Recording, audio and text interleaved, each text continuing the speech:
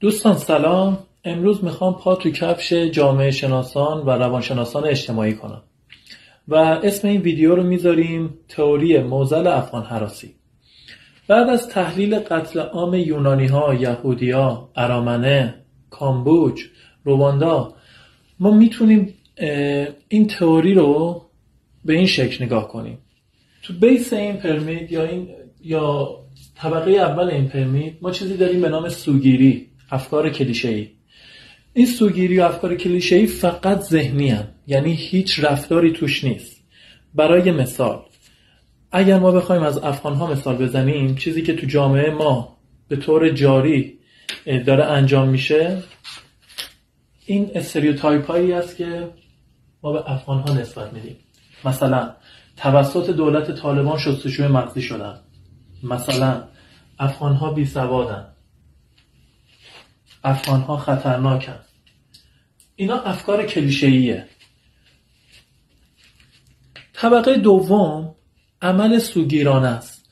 ما بر اساس همین سوگیری که انجام میدیم حالا میایم رفتار انجام میدیم. این رفتارها میتونه گفتاری باشه، الفاظ رکیک، افغانی‌های کثیف، تمسخر فرهنگ و زبان، تحقیر، دور از جون سگ افغانی. خب بعد از این ما به رفتار جمعی میرسیم که حقوق مدنی اون گروه تبعیض شده رو میتونیم اینجا نگاه کنیم.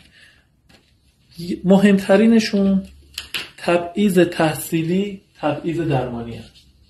زمانی که یک گروهی حق تحصیل و درمان نداره به هر دلیلی، زمانی که اون گروه توسط دولت‌ها تفکیک و انزواسازی میشه، زمانی که تبعیض رفاهی و تبعیض اشتغالی پیش میاد و میبینید که چقدر بده.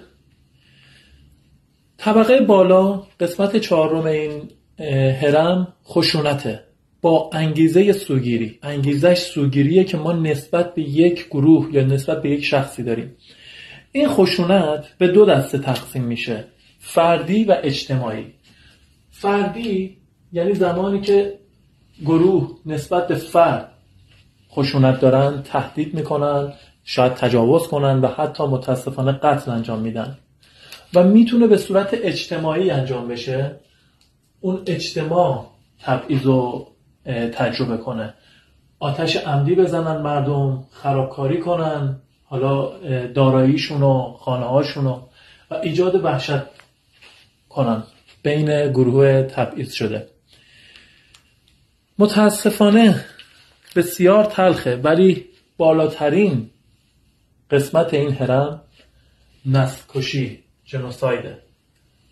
زمانی که هزاران، صدها هزاران، شاید میلیون ها نفر از بین میرن. ممنون و تشکر از همراهیتون.